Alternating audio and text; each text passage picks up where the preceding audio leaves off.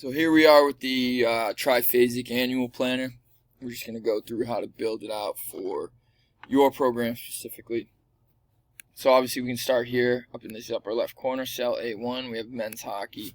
This is just an example. Of course you can fill in whatever team name you have there.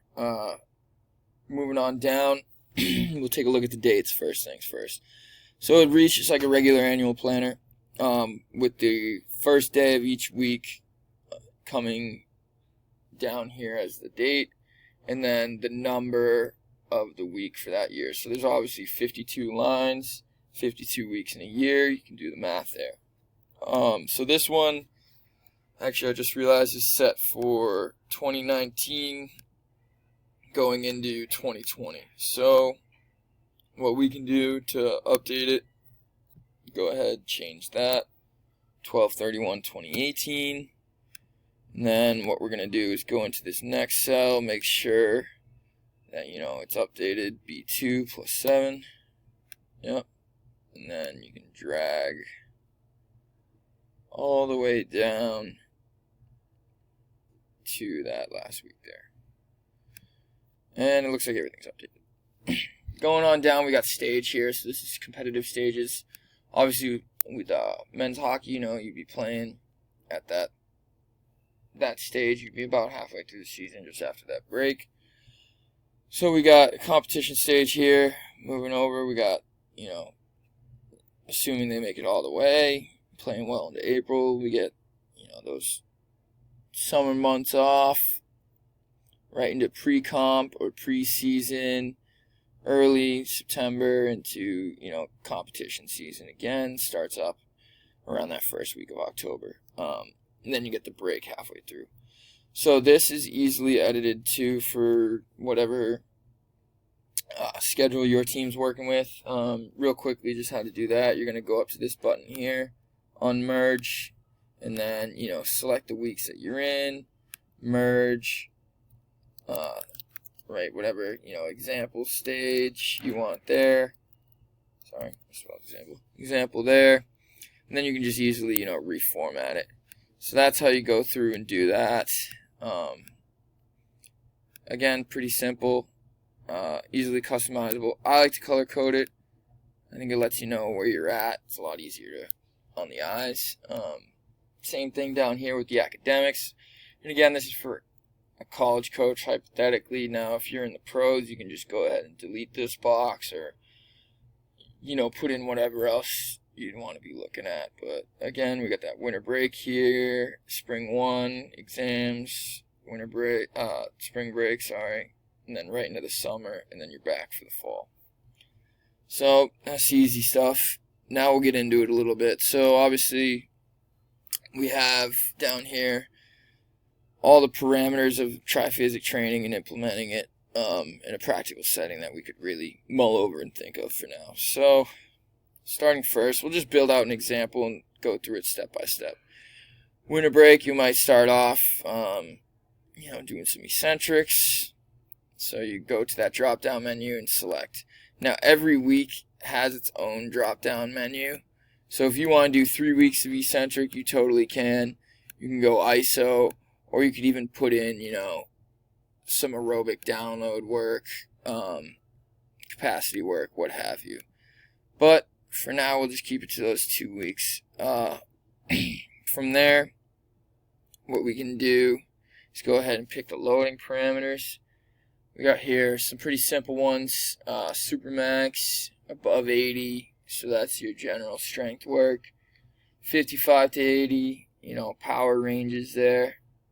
Below 55, so speed, hyperspeed, what have you. And of course, as with any of the other drop-down menus, these are easily edited, and I'll show you how to do that in just a second. You know what, I'll even show you right now. So, if you don't see your loading parameters there, you can go down to the second sheet under parameters. And let's say you want to be a little bit more specific, say 30 to 45%. You just enter it in here. And I wouldn't be so worried about, how many lines you fill out. The formulas are set to go up to, cell 1000. So unless you have 1,000 different loading parameters, you should be good. Say you even want to look at, VBT, you can go 0.5 meters per second, 0.7 meters per second, and so on, and so on and so forth. Makes things really easy for you. Not 0.05. And then, as you can see, we have all these other methods down here, which again are just easily replaced. But back to the topic at hand. So we'll go super maximal eccentric down to our time parameters, and then I kind of left this up to you guys to decide how you want to lay it out. So we have, our 5 seconds, less than 5 seconds. I would say that this one here, this first one, might be for if you were, say, like flat loading your weeks, like you might see in season, or even towards peaking. The less than or equal to 5 seconds is what I would use for just a regular modified undulated model. Actually, I'll go less than or equal to 10. So what that means is, I would actually be following the 7-5-10. So that's days 1 and 2, 7 seconds. Days 3 and 4 would be 5 seconds each. Those are, of course, that's a lower upper split. And then day 5 would be that 10-second total body capacity day. So you could choose how you want it displayed. For my sake, I would go less than 10 seconds. But if we're on eccentric doing supermax, yeah, I'm going to keep it less than 10 seconds. Now let's say we bump it down to general strength work and we want to do, we want to do some lactic capacity stuff, right? So maybe lactate traps. We'll go into methods, select that lactate trap. And then this would be for our reactive days, our OCs, regular full range OCs, OC disadvantageous, OC advantageous, OCD +1, advantageous +1. I'm going to go disadvantageous, create a lactate response there, and range. And then I'm going to go bottom half for the plyometric series, which obviously YouTube videos are up and live now. You can watch and touch yourself up on. Pre-lift running. Now, we left this one pretty open-ended as well. I'll go over to the parameters. And as you can see, it's kind of broken up by this space here. And that allows for the display to be a little bit easier as you slide through categories without having like a name here. Like, I could have put, this was just sprints, but say this was the name of this category. I wouldn't want that here. Like, I wouldn't want, sled variations to be able to be selected. So I just spaced it out, and you kind of got to know what it is. But anyhow, so let's say pre-lift running, we might do, let's say we might do some assisted, where they at? Assisted sprints, potentiate, and then we'll go less than 10 seconds. This is important here to note too. This is for your pre-lift running, work and recovery, and then conditioning, work and recovery, which obviously you want to delineate between the two because you might want to change things. So pre-lift will go full recovery, keep quality high. Post-lift, we might do sled pushes for greater than 15 seconds. You're in that lactic,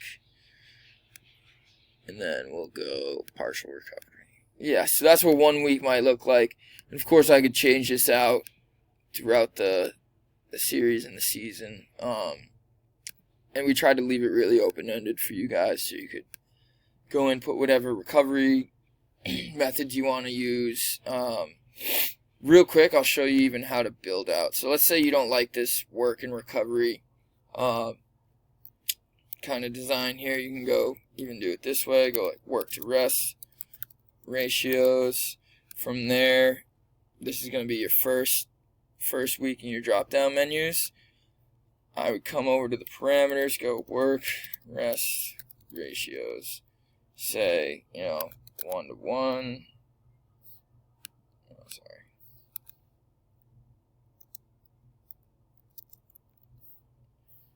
1 to 2, 1 to 3. Yeah, so capacity to quality. And of course these aren't set in stone. Then what you do, so you know you have that parameter sheet filled out, you go here and then you go up to data, data validation, allow, list, source, go over to this other page, select there, and then like I said, I filled it out to 1,000 just because who knows how many different variables you can put in. And boom, you have that drop down menu. So say I want to go, capacity stuff, 1-to-1 ratio, boom. And now I can drag this all the way across. Oh, actually, sorry. I don't want to do that just yet. I want to deselect, so not every week has a 1-to-1. Drag across, like so. And now you've got drop-down menus in every cell. So yeah, that's pretty much it. Again, left it kind of open-ended, so whatever you want to do with it. Awesome.